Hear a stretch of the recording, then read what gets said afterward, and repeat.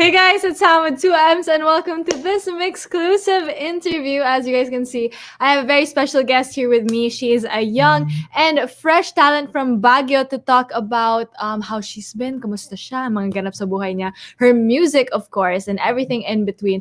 Everyone, please welcome Jiya Noina! Woo! Hi po. Hi. Good afternoon, Hello, guys. Gia! Good afternoon sa'yo, Gia. Thank you for joining us dito sa MYXclusive. Kumusta ka naman? Um, oh, kinakabahan, super kinakabahan. Pero most of all, I am very, very thankful for this opportunity. So, super thank you po. Huwag kang kabahan, okay lang yan, chill lang 'to. But we're so excited na nandito ka para pag-usapan yung music mo, of course. Sobrang chill lang 'to, don't worry, I got you.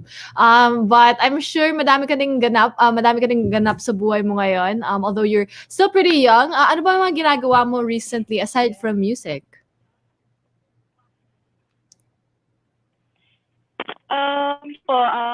Currently making music and currently taking up business ad course po. So yeah, grounded with the city. Wow! So nagba-balance ka ng, music and also school. So paano mo ba nababalance yung lahat nun kasi ang dami nun? Like school itself, medyo mahirap na talaga yung school 'no, kasi online siya ngayon and then you put music on top of that pa. So kamusta naman yung pag-balance of everything? Well, it's kind of hard kasi aside from struggling to write music, you have also the responsibility to be a good student. So Mm. I just set time to write music and I also set time to do my responsibilities sa school. So it's a matter of managing your time properly. Pero most of all, pag school o di go ka naman sa music o pag medyo nawiwindang ka na naman sa paggawa ng music, then balik ka ulit sa paggawa ng school. Enjoy everything po para happy ganun. True. Dapat talaga mag-set ng time 'no, for yung mga different priorities mo. So in your case, school and music. So dapat talaga you have to set yung mga schedule mo. I can imagine, that's a lot, pero at least ikaw napo-prioritize mo yung kailangan mong gawin. But siyempre excited na kami na nandito ka for, to talk about your music. So let's go back to the beginning, GS. Paano ka ba nagsimula with music? Okay. So, with a family na po na mahilig na po talaga sa music. Mhm. So, dito po kasi sa Baguio or here in the Cordilleras, we will be so yung mga sound trip namin dito, country music, ganyan, pang cowboys, pang cowgirls, ganun po. So, yun, when I was 8, I'm at guitar. So, my dad taught me how to play the guitar. Then after nun, when I was in junior high school, napunta po ako sa isang special program for the art school in high. Then after, at the age of 14, I started writing song compositions for teacher. So, dun po actually, kasi 'di ba, hindi po talaga ako songwriter dati. So, nung nalaman ko lang na may competition, sabi ko, uy, pera. So, yun, nag-start na sumali. And then, yun po nag-start na nakakapag-placement ako sa competition. So, after that, let's continue this songwriting parang career, ganun. So, up until grade 10, yun po, nakapag-national competition. So yun, very thankful po ako na naging progressive po yung journey ko as a musician. So yun po. Oh, wow! Grabe yung journey mo 'no, parang sumali ka sa isang songwriting competition na, not necessarily na songwriter ka, pero you just went for it then. And ngayon tingnan mo, gumagawa ka na ng mga kanta mo, you're sharing it with all of us, and you've learned so many instruments then nung bata ka pa. So sana all gano'n ka productive at such a young age. That's so cool. Pero for you, Gia, ano yung parang naging moment for you na na-realize mo na yung music talaga is something na gusto mong gawin? Good question. Actually, after parang I lost my motivation to write music. I lost my motivation to join bands na to create music. So parang during senior na music stuff na ginagawa ko, I stopped playing the guitar, I stopped singing, I stopped making Oh, music, wow. writing songs. So parang sabi parang ganon, nag-change yung priorities ko kasi I was so focused with school na I forgot what made me happy, which, diba? So, I just, hirap kasi na isipin na I hated music during that time of my life. It was but way back in senior high. So, yun. Pero totoo pala yung sabi nila na you can't run away from music. You can't run away from your passion. So, of course, I had a new set of friends. And then, tong friends ko, they own local brands here in Baguio. And then, after that, I started uh, it's cool to be a part of a local community, ganun, di ba? So, yun ulit, I studied this local brands. Ito yung friend ko. He said, nagsusulat ka ng kanta. So I said yes. And then he asked me why I stopped writing music. So dun ko na-realize na, ba't ko nga ba gumawa ng music? Then after mga gabi, yan, senti-senti, ganyan, di ba? Parang nagsa-sound tripan lang, ganun. And then I started to strum guitar. And then I strummed the chord. Tapos wait, may idea akong naisip. So there, I started to write my very first single. It was Ghosted, ganun. Nung una, I planned to release it. Pero I didn't know the process on how to release music. Then I didn't realize na it was hard to release your music to Spotify or to Apple Music, yung mga ganun. It's not easy. Then after that, yun, inaral ko kung paano. I don't know. Grabe, mapapasabi ka na lang ng grabe kasi it's not easy. Pero I'm here na. So, am I gonna stop or am I gonna continue this path? This path na, nagtuloy. I went to a studio here and then I released my song Ghosted. Then after that, I decided to their song pa. Yun yung nakipag-collaborate ako sa local brands here in Baguio to create a music video. So yun yung actually yung very first music video. Then I felt like I was on top of the world because of the support that I was receiving from this local community. Yeah, grabe. Parang so happy na they supported me. Then after that, yun, naging part ako ng isang local label dito, local collective. So that's my label. That's our label here in Baguio. So I was very thankful for that opportunity because aside from being part of an exclusive group, I see artists na mag-inspire din sa akin to grow as an artist. So yun po. Here now, from entering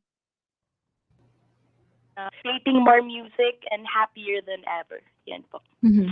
Wow, I love you have quite the story kasi sabi mo nga na may isang period of time na, hindi ka nag-ano ng music, like hindi mo siya pinapansin, you weren't doing music. Tapos, through yung collective nyo nga, through community then, you kind of really got back into it. Tapos, you learned a lot then sa pag-release ng music. So, grabe, nakaka-inspire siya kasi, di ba, minsan hindi tayo, like, we're not as inspired as we would love to be. Pero ikaw, Jiya, nahanap mo din yung inspiration na yun and you continued to release your music. But I also do wanna ask kasi you have a very, very unique name, Jiya Noina. So, saan ba nanggaling yung name na to for your music, for your parang artist name?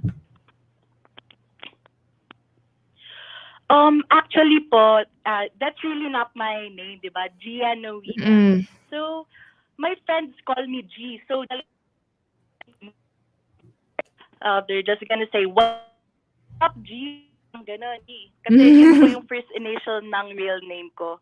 So I Mm. decided na I want name, diba? Mhm. So, nag-iisip po kami nung friend ko ng stage name na maganda ba? Ano Mm. ba? Tapos parang nagmi-mix, nag-try ang tsaka Mm. pakinggan. So, it's not good to hear that name. Parang medyo awkward. It doesn't feel Mhm. right. It doesn't sound right. So, yun, sabi Mm. ko, Gia. Gia, kung tawagin G. So, what's up, Mhm. G? Parang hindi siya malayo dun sa nickname ko na G. So, yung Mhm. Noina naman, kasi di ba tayong mga like Noipi, Pinoy, Mm. ganon, Malasa, Salamat. Mm. So, I Mm. decided to use the word anonymous. So, yun, I played with the word anonymous and I came up with the word Nowina. So, yun na. Yung Mm. Nowina na yun, it came from the word anonymous. So, at the end of the day, Oh. Jiya Noina. So, it sounded with me. Mhm. So, I chose that stage name na po. Mhm. Wow! It's very unique. Never ko magi-guess yung nanggaling pala sa anonymous yung Nowina mo. Feeling ko very unique nga nun. Very Pinoy nga din yung parang ginagawa natin yung mga play on words din, which I think is so cool na incorporate Oo. mo yun sa Pinoy. stage name mo. But also now, kasi di ba, nag-mature ka na since that first time na sumali ka sa isang songwriting competition. And ngayon, you really create your own song. So, paano ba nag-iba yung songwriting mo? In terms of themes or pwede din process ngayon na you're making your own songs na talaga? So, way back in junior high, mostly kasi ng songwriting competition, for example, teachers month, AP month, science month, Mhm. iba-iba yung theme. Mm. So, yun po muna Mm. yung pinag-focusan ko ng songwriting process. So, most themes ng school. Like, it's more about being happy, being faithful, mga ganun po yung unang Mhm. themes ng songs ko. And then, up Mhm. until na style na po. I have to, Mhm. parang, I don't want to be that kind of, parang kiddish kasi na, di ba? Parang ganun na we have to level up kasi we're also growing up, di ba? Mhm. We try to tackle the subject of love, ganun. May mga heartbreak. Mhm. So there, I decided to uh, make Ghosted about love, being heartbroken. So then, that's also been about love. Parang story siya Mhm. about a guy not knowing what to do with his girlfriend na who's struggling with mental. So what he's asking Mhm. is that usap tayo, ganun lang. Kausapin mo Mhm. ko. Parang ganun yung naging theme ng songwriting ko. Then after that, Mhm. August. August 2020. And then, yun, naglalaro ako ng isang game online. Mhm. So, yun, Mhm. may mga sound trip kasi doon. Then, they beat na super retro yung vibe, super pop, ganun, yung mga 80s vibes, ganun. So I said, Mhm. I want Mhm. to make a song na tunog ganun, tunog Mhm. nag-pop, ganun. And then, Mhm. yun, I started to write If Love is a Cigarette. So yun naman, If Love is a Cigarette, it's about independence, di ba? Na if love Mhm. is, it's gonna taste good. But if once Mhm. na parang nauubos na siya, it tastes bitter na, di ba? So that's the Hmm. meaning of love. We must not rush into love. We must not rush into committing ourselves sa isang relationship, lalong-lalo na if Mhm. parang mabilisan lang na yung theme ng If Love is a Cigarette. And aside from Mm. that, kasi since If Love is a Cigarette is an EP, meron ding other songs like Dreamers, Mhm. our common experiences na parang, di ba, mostly tayo we're growing older. So, as we grow old, Mm. parang tayo ng mga friends, kasi we have our own dreams, di ba? It could be different Mhm. from the dream of the other person. So, at the end of the day, kahit na mag-promise tayo, but if we have our dreams, we have to pursue our dreams first na mas pipiliin natin yung career natin So we tend to forget where we came from or who was that was yung nung mga starting days pa lang natin who believed in us, Mhm. 'di ba? So parang Mhm. naging Wow. ganun.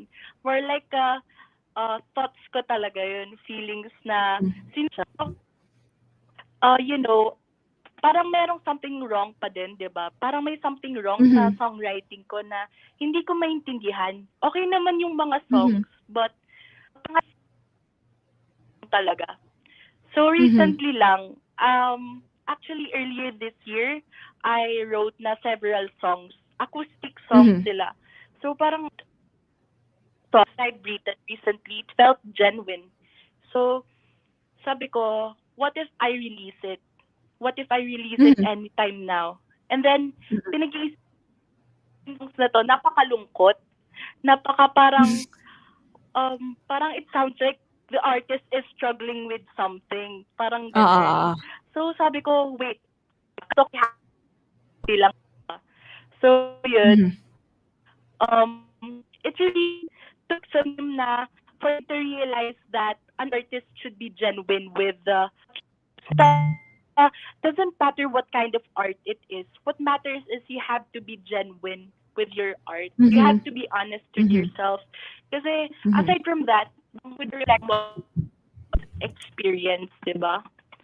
So, Mhm. yun po, right now, I am done working with my single that I have written this January. So, yun po, very Mhm. excited for you guys to listen to it kasi it's a piece of myself. It's Mhm. something that I'm really honest about. So, Mhm. Oh, I love that. Nakikita ko talaga yung growth mo as an artist since the first time na sumali ka dun sa songwriting competition. Ngayon, yung mga songs mo, nas naging personal to you and yung experiences mo. Siyempre, kasi of course, you're experiencing a lot, you're growing a lot, madami ka ng experience as well. So, at least through your music, nakikita namin yung growth mong ganon. And you said you have a lot of releases planned. But I also do want to talk about yung latest release mo, which is called Pretty Disco, if I'm not mistaken. So could you tell us more about Pretty Disco and paano mo ba siya nabuo and what it's actually about? okay. So, actually, Pretty Disco is about having fun. Mhm. So, actually, pa yung Pretty Disco, meron po siyang mga preceding acts. Cigarette, and second po is yung Mhm. Night Glow. So they're all about Mhm. retro vibes, pop vibes, Mhm. ganon. So I decided to release one more song na Mhm. retro. So I started writing Pretty Disco nung kailan ba yun? April, ayan, April po. March, April pa. I said, go. May narinig po kasi akong beats na parang maganda siya, 'di ba? Yung mga pang party vibes, yung mga ganun. Kasi Mhm. yun Baguio na naman again. Like parang see pre-pandemic, may enjoy mo talaga yung nightlife here in Baguio. Like it's so lively, then you can feel like you can feel the community feels ganon. Parang Mhm. mas Mhm. work yung mga ganun na vibes. Yes. So I decided to sabi ko I wanted to feel this vibe. So yun, I asked my actor from Box 84 to make help me make this instrumentals bago ko Mhm. lapatan ng lyrics. So yun, Mhm. after that, yun na, sinipid. Actually, marami siyang layerings. Mhm. If you have mga friends, kayo mga listeners, they have observed na merong harmony talaga lahat na. This ko naman yung chorus niya, merong first voice, second voice, third voice, Mhm. and fourth voice. And then Mhm. after that, meron ka ding yung Oh no, feeling ko nag-lag ata si Gia. yung parang Ayan. ginagawa nung 80s, 'di ba na Ayan, okay. Go ahead, go ahead. hi. Ayun. So 80s vibe. So falsetto sound naman na. At yun na yung ginagawa ko na lyrics. Then after that, it feels right na kasi yung vocals mo yung parang magiging reflection na naman nung lyrics. So it's all about, pati long timing kasi Mhm. we're in the middle of a pandemic, 'di ba? Parang ang hirap i-enjoy na mag-sound trip ka na lang sa bedroom mo, ganun yung music. Yun lang, Mhm. with the sound, vibe with the music, yun lang. Yeah, I feel like this song, yung Pretty Disco nga, super vibey. Super nga retro vibe siya. Pero ang saya niya, even though nasa bahay ka lang, you can dance and you can vibe kahit nasa bahay lang. So I feel like this is a very timely release din kasi 'di ba, syempre a lot of us nasa bahay lang. Although hindi tayo makalabas, wala masyadong nightlife. At least sa bahay, we can, vibe to Pretty Disco. But you said na madami ka pang ginagawa, especially releases and music. So what else can we expect coming from you, Gia? Ngayon na ang dami mong plano for this year. Yun po, kakatapos lang po naming trabahuin yung latest single. So, yeah, Mhm. tour. So, yun, Mhm. abang-abang na lang. Secret nga lang yung release date. Kasi dapat surprise to Oh. eh. Kasi itong song na to, this upcoming single, Mhm. ko ng ko during this pandemic. Kasi I really Mhm. miss my friends and I really miss, yung old Baguio feels dito na, yun, Mhm. masaya, parang ganun.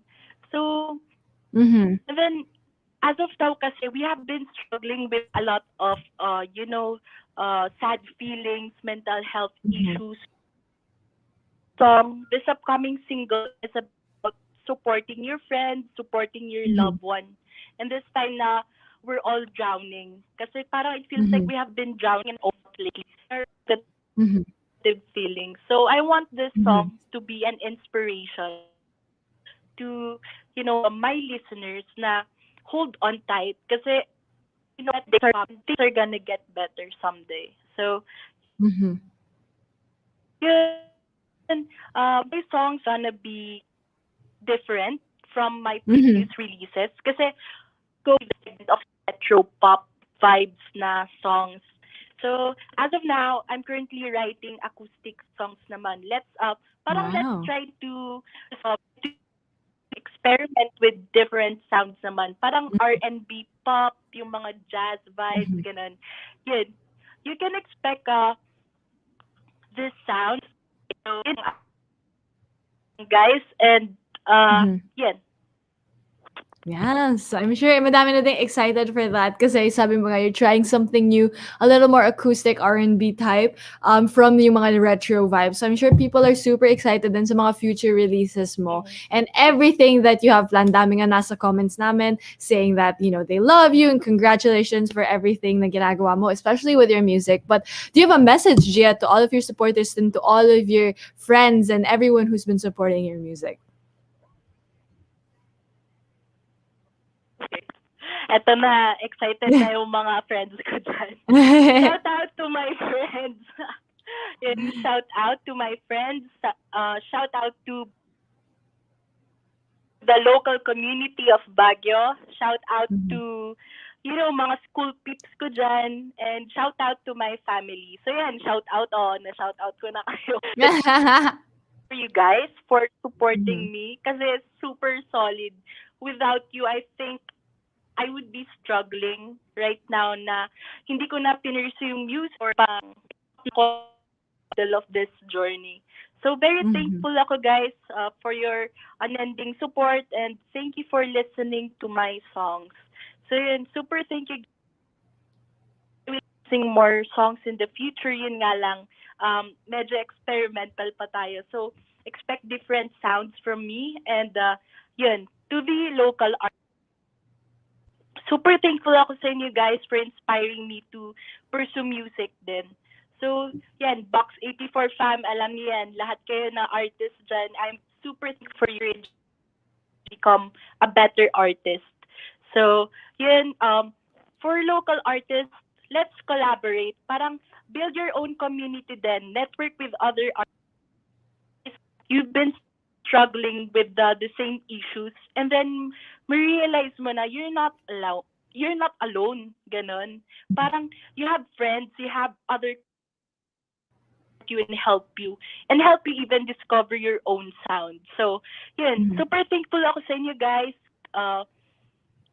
I hope that you're feeling good hindi pa kayo kumakain yun I love it. And I love na may community ka talaga that you can really lean on for support and for inspiration when, things get rough. But I love that. And more power to you, of course, Gia, and your music. Sa lahat na nanood ng may exclusive interview na to, don't forget to stream all of Gia's music. That's available on multiple digital streaming platforms. Make sure to check that out. And also, make sure to follow her on her social media para you guys can stay updated sa lahat ng ganap sa buhay ni Gia. So, Gia, where can everyone follow you?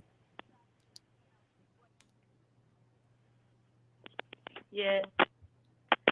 So, thank you po ulit. Thank you for this opportunity. So, yan, follow Mix PH and follow me also on Instagram. And yan, listen to my recent single, Pretty Disco. And yun, just go to my Spotify account and you'll see a lot of music stuff right there. So, thank you guys. Yes. Thank you, Gia. And thank you din sa lahat ng nanood ng exclusive interview na to. Once again, don't forget to stream Gia's music. It's available on multiple digital streaming platforms. So thank you, everyone, for tuning into this exclusive interview with Jiya Noina. And thank you, of course, Gia, for joining me today. Thank you so much for joining me. And once again, this has been Sam Tuems and Jiya Noina. Thanks, guys.